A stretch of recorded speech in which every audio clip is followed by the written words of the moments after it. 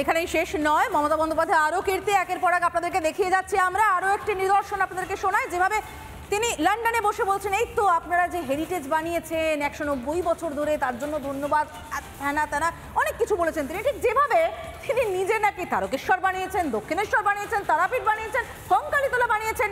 কি বলছেন? বিশ্বাস হচ্ছে না? বলছেন বাপ ঠাকুরদাদের আমল থেকে দেখছেন তারকেশ্বর। না মশাই, আপনি ভুল। মমতা বন্দ্যোপাধ্যায় কি বলেছেন শুনুন তাহলে। কি হয়নি?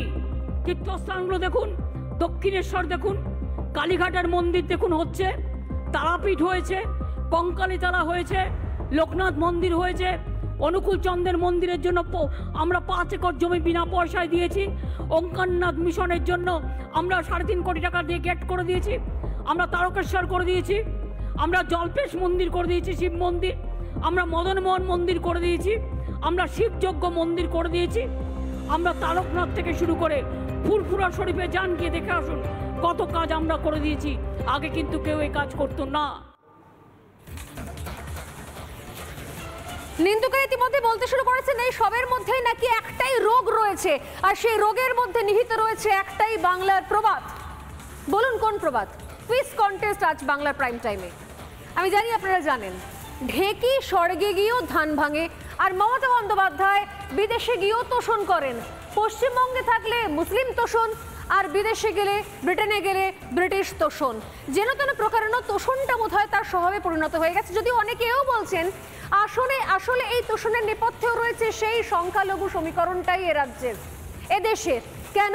কারণ আমরা জানি সাম্প্রতিক সময় বিগত 5 বছরে ব্রিটেনে মুসলিম কমিউনিটির সংখ্যা হুড়মুড়িয়ে বেড়েছে। এমনকি অনেক বাংলাদেশি তারা বিগত 5 থেকে 10 বছরের মধ্যে ব্রিটেনের নাগরিকত্ব নিয়েছে। অনেকেই বলেন যে লন্ডন বা বার্মিংহামের রাস্তা দিয়ে হাঁটলে যেন মনে হয় মিনি বাংলাদেশে হাঁটছি। অতএব এক্ষেত্রেও লক্ষ্য উদ্দেশ্য বোধ হয় তোষণটাই ছিল।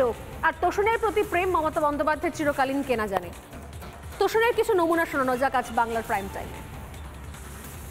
মমতা বন্দ্যোপাধ্যায়ের সাথে আন্দোলন করতে করতে কখনো কেশপুর, কখনো চমকাইতলা, বিভিন্ন জায়গায় আন্দোলন করেছি। সেই আন্দোলনে মমতা বন্দ্যোপাধ্যায়ের জীবন সবসময় সংশয় ছিল। কিন্তু এই আন্দোলন একটা দীর্ঘ আন্দোলন হয়েছে। যে কোনো স্বাধীনতা সংগ্রামের ইতিহাসের সাথে সেই ইতিহাসটাকে পাশে রাখা যায়। সারদা মা মারা যাওয়ার কিছুদিন আগে বিবেকানন্দের কিছু যারা সতীর্থ বন্ধুদের কাছে, মহারাজদের কাছে বলেছিলেন যে আমার মৃত্যুর পরে আমি কালীঘাট মন্দির দিয়ে তো যাই, কালীঘাট মন্দিরে ওই হরিশ্চরাজিতে ওই কাঁঠাল পেরিয়ে যায়, দিদি এখানে থাকে, সেই রাস্তাটা ধরে যায়, এবং বলেছিলেন আমার মৃত্যুর এতদিন পরে আমি কালীঘাটের কালীক্ষেত্রে জন্ম নেব, মনুষ্য জন্ম নেব, এবং আমি ত্যাগ বিদীক্ষা সামাজিক কর্মকাণ্ডের সঙ্গে রাজনৈতিক কর্মকাণ্ড জড়িয়ে যাব।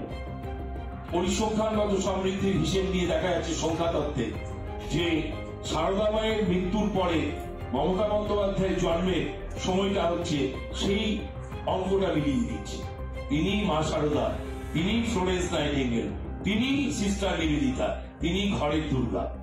অষ্টমী নবমী সন্ধিক্ষণে যার জন্ম হয় তিনি কিন্তু নবরূপে উন্মোচিত হন যুগে যুগে, দেশে দেশে, কালে কালে। তোষণ নানামাত্রিক, কখনো সংখ্যালঘু তোষণ, কখনো বিদেশি ব্রিটিশ তোষণ, আবার কখনো নিজের দলনেত্রীকে তোষণ। যে বক্তব্যগুলো শুনলেন সেটা হচ্ছে তোষণের আরো একটা নতুন নমুনা, যা সচরাচর দেখানোর সুযোগ পায়নি। এটা হচ্ছে দলনেত্রীকে তুষ্ট করার জন্য কি ধরনের তোষণ চলে। আমি কিছুক্ষণ আগে বলছিলাম ভুলের ইতিহাসের কথা, বলছিলাম যে রাকেশ শর্মা কি অজ্ঞাত কারণে কোন ইতিহাসের দরুন রাকেশ রোশন হয়ে গেলেন ঋত্বিক রোশনের বাবা। শুনুন একবার। আর্লিয়ার অলসো আপনারা জানেন, ইন্দিরা গান্ধী যখন প্রাইম মিনিস্টার ছিলেন তিনি চাঁদে মানুষ পাঠিয়েছিলেন। আমরা তখন ছোট ছিলাম। আমার মনে আছে চাঁদের মাটিতে যখন তারা পৌঁছেছিলেন, ইন্দিরা গান্ধী জিজ্ঞেস করেছিলেন রাকেশ রোশনকে যে उधर से कैसे लग रहा है, आसमान से कैसे लग रहा है महाकाश से इंडिया को। तो ওরা উত্তর দিয়েছিল सारे जहां से अच्छा हिंदुस्तान हमारा। सारे जहां से अच्छा हिंदुस्तान हमारा বলতে শুনতে যতখানি গর্ববোধ হয় ঠিক ততখানি লজ্জা হয় সমাদৃতা যখন শুনতে পাই যে কেউ বিনিয়োগের জন্য গিয়ে, শিল্পের জন্য গিয়ে, বিদেশ সফরে গিয়ে যখন নিজের দেশকে প্রতিনিধিত্ব করছেন তিনি বলছেন যে কি গৌরবাজ্জ্বল অধ্যায় ছিল ব্রিটিশ শাসন 190 বছরের জন্য।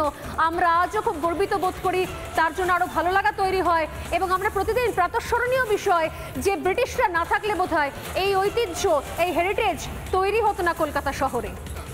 ঠিক তাই স্বর্ণালী, যে সময় আমরা কর্তব্যপথ, ব্রিটিশদের যাবতীয় শোষণের ইতিহাস ছুঁড়ে ফেলে কর্তব্যপথ তৈরি করছি, যখন আমরা অন্নপূর্ণার মূর্তি কানাডা থেকে 100 বছর পর ফিরিয়ে আনছি, তখন মমতা বন্দ্যোপাধ্যায়ের এই পিছন দিকে হাঁটাটা নিঃসন্দেহে চোখে লাগে, মানতে অসুবিধা হয়।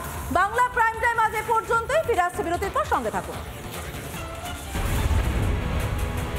নানা ধরনের কন্টেন্ট দেখার জন্য লাইক করুন, শেয়ার করুন আমাদের ফেসবুক পেজ, সাবস্ক্রাইব করুন আমাদের ইউটিউব চ্যানেল। পাশাপাশি অন্যান্য ব্রেকিং নিউজের জন্য অবশ্যই চোখ রাখুন রিপাবলিক বাংলায়।